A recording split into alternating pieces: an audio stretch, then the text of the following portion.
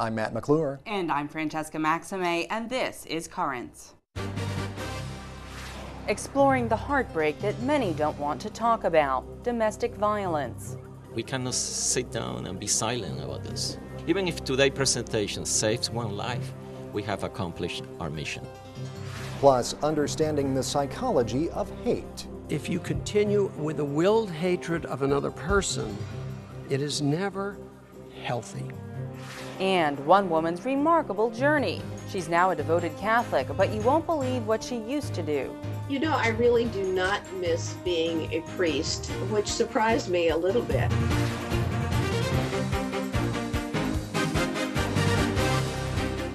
Well, good evening, and thank you so much for joining us tonight. The number is chilling. By one estimate, every 9 seconds, another woman is a victim of domestic violence. That means by the end of this broadcast, almost 200 women in the United States will suffer from some form of abuse from a husband or a boyfriend. Staggering, but precise figures, they're really hard to come by because often victims never want to report the abuse. Many suffer in silence or in secret, which is one reason why St. Mary's Church in Manhattan recently sponsored a bilingual workshop on domestic violence, offering information, help, and hope. Today, on this Saturday, St. Mary's is sponsoring a conference on domestic violence. And with the help of some of the members of our church, we're able to bring in speakers and people who have had a lot of experience with this. Las casadas están sujetas a sus propios maridos, como al Señor. Casi siempre el hombre para ahí. Wives, submit yourselves to your husbands as to the Lord. And that's what men will read, up to there. They quote the Bible. They use the Bible to hinder. They're using a word that is in wrong context. They're using the word submission wrong. And when the word submission is used wrong in the New Testament, in the book of Ephesians, men take it as like the women have to submit to men, meaning they have them under their feet. They can do whatever they want because of the word submit. It's wrong context. They don't read what's after that. After that says that just like women have to be submissive to their husbands, therefore the men have to love the woman like Christ loves him. El mes pasado, last month, que era el mes de la violencia doméstica, which was domestic violence month, we had una muerte en el Bronx. We had one death in the Bronx. Tuvimos una en Staten Island. One in Staten Island. Por violencia doméstica. Because of domestic violence. There has to be a way that the woman has to reach out, and also the community around that woman, the family, have to be alert to the signs of domestic violence and not be silenced and try to seek help, whether it's calling the police, whether calling a social worker, whether calling a hospital. Estoy seguro que a salir de aquí hoy van a salir mucho más esforzados, con conocimiento y con la voluntad de ofrecer ayuda a otras personas. I know when you leave here today, you'll be a lot more optimistic and prepared and armed with good advice and to be able to follow through on this with people that you know and other people who would come to look for help from us. We believe that marriage is a very sacred sacrament, is a very sacred state in which people live together. However, if there come a day when people are abusing each other, when people find it impossible to be together, and also for the good of their own family and for their own personal health and spiritual welfare, they find they cannot, and especially if a person is a victim of domestic violence, then it's possible they would have to separate, and the church would not have any negative opinion about that. In fact, for their own good, people like myself would advise them to separate in cases like that. We cannot sit down and be silent about this. Hopefully we could save, even if today's presentation saves one life, we have accomplished our mission.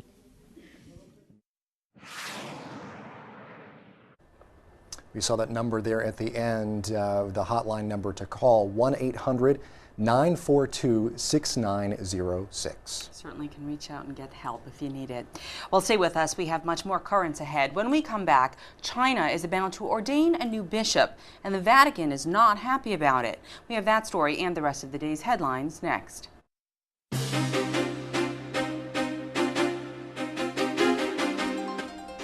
Welcome back to Currents. I'm Matt McClure. And I'm Francesca Maxime. Coming up later, we'll get a look inside the psychology of hate. But first, let's turn to the day's headlines. Well, the ordination of a bishop in China's government-recognized Catholic Church is not sitting well with the Vatican. As we hear from Rome Reports, the Holy See says the Chinese government is violating religious freedom. The Vatican has expressed their deep regret at the announcement that Chinese priest Joseph Gu Jinkai will be ordained as a bishop in the China Patriotic Catholic Association, which is recognized by the government and in practice decides the appointments of priests and bishops. The ordination is scheduled for Saturday, November 20th. The government is pressuring several bishops of northern China loyal to the Catholic Church to attend the ceremony. Vatican spokesman Federico Lombardi has described this arrangement as a grave violation of religious freedom and conscience. He also noted that actions like this are illegal and seriously damage diplomatic relations between the Republic of China and the Vatican. Most of the Catholic Church in China is not recognized by the state and is forced to operate many of its activities in secrecy. Well, a new report from the U.S. State Department also says religious freedom is under attack in China. The annual International Religious Freedom Report says China has harassed members of religions that Beijing does not recognize. Only a select group of Catholics, along with Buddhists and Muslims, are allowed to practice their religion legally in China. Secretary of State Hillary Clinton says the U.S. is committed to spreading religious freedom around the world. Compared to previous years, many of the chapters in this year's report provide much greater detail about what the United States government is doing to engage faith-based groups and address the issues that affect them. Our embassies will continue to support interfaith dialogue and work with religious groups across a full range of issues. And we will continue to speak out against the curtailing of religious liberty wherever and whenever it occurs. China, Iran, North Korea, and Saudi Arabia are among nations named countries of particular concern in the report.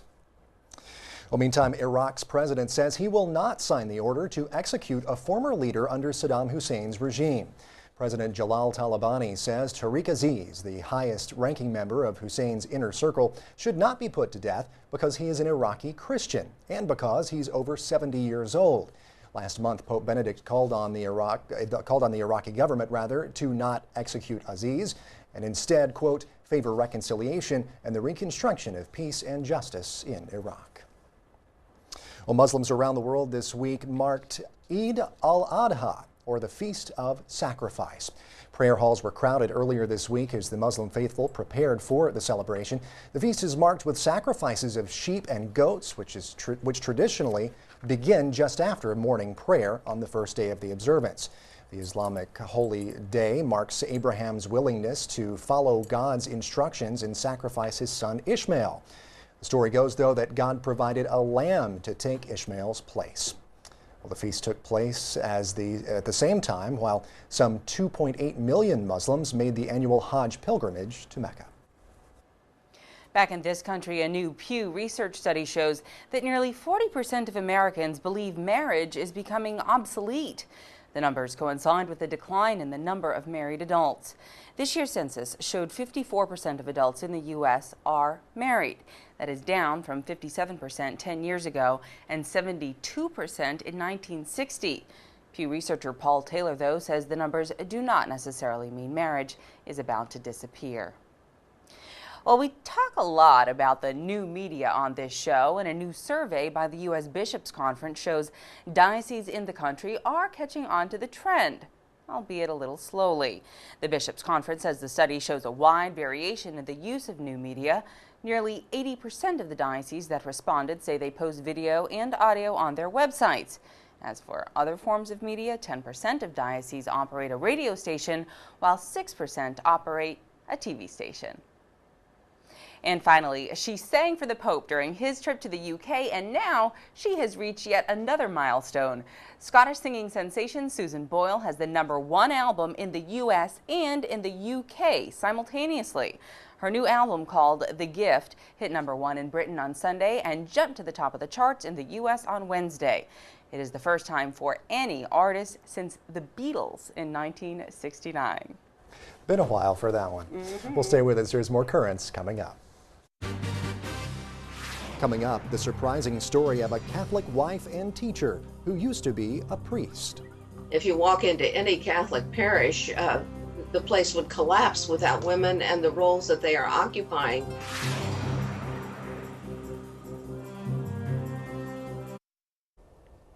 Welcome back. Well, earlier today, Pope Benedict met with the head of the Anglican Church, Archbishop Rowan Williams. The Vatican press office quoted the Pope as saying, "The unity of Christians is and remains a prayer." It was the first meeting between the two since 5 Anglican bishops announced that they would be joining the Catholic Church next year. Those bishops are the first wave in what some predict could become a whole flood of converts, thanks to a new provision issued by Pope Benedict making it a bit easier for Anglicans to convert. But not long ago, our Natalia Ortiz spoke with a former Episcopal priest who made a similar journey some years back, but this has an unusual twist. Natalia? Matt, Francesca, that twist is that the former priest in question is a woman. Linda Poindexter gave up being a member of the clergy when she converted to Catholicism several years ago. She's now a devout Catholic who teaches RCIA at a parish outside Washington, D.C. If you're curious about the topic of women priests, you may appreciate hearing from someone who's been on both sides of the altar. Linda Poindexter joins us via Skype from her home in Maryland. Linda, you were an Episcopal priest, and 11 years ago you became Catholic. So my first question is, do you miss being a priest?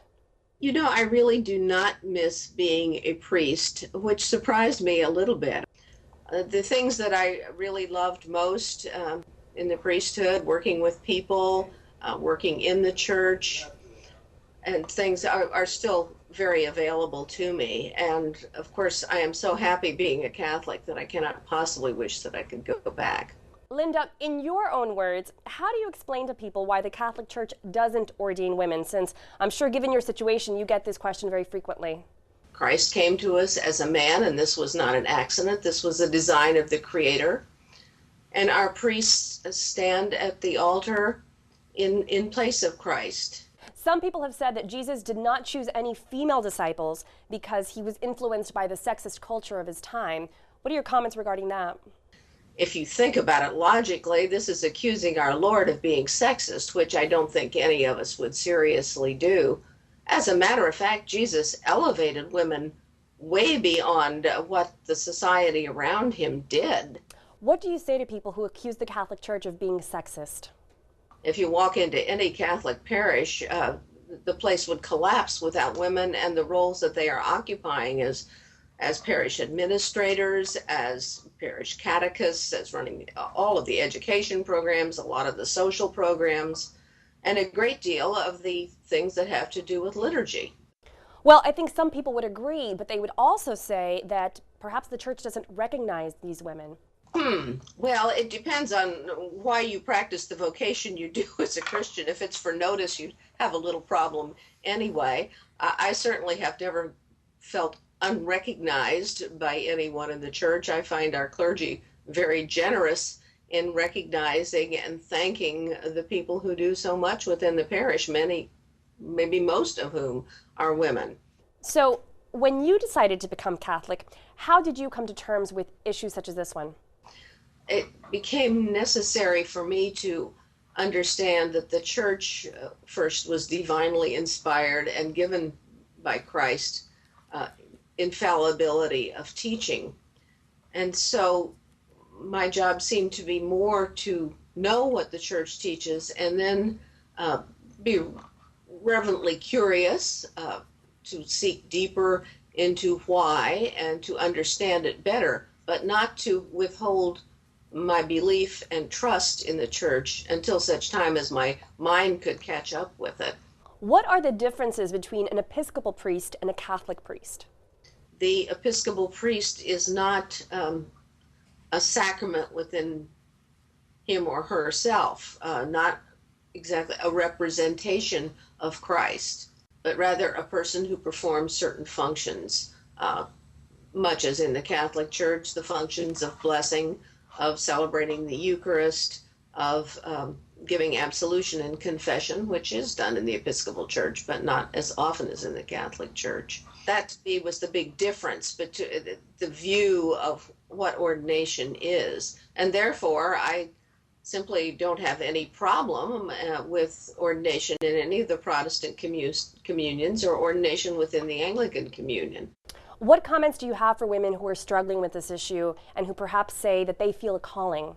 I think it would be very, very difficult if one feels called to that, not to think that the church was slighting you.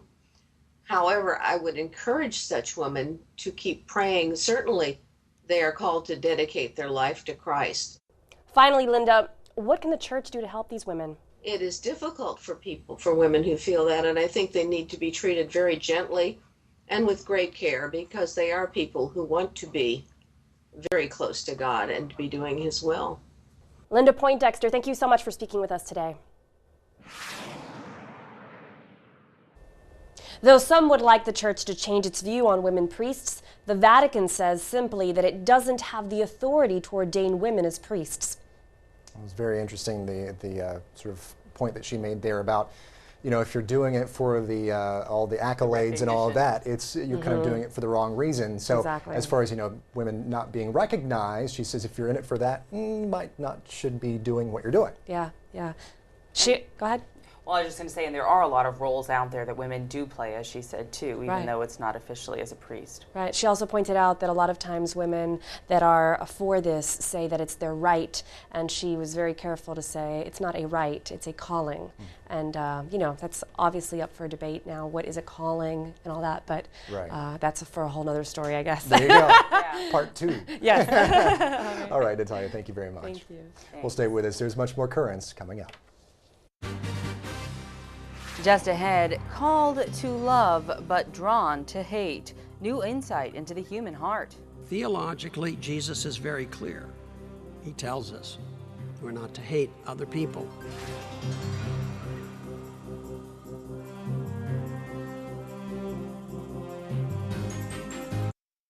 We began this broadcast with a powerful look at domestic violence, and we conclude tonight with one emotion that often plants the seeds of that violence: hate. Earlier this week, the Church of St. Vincent Ferrer in Manhattan hosted a talk on the psychology of hate and the power of forgiveness.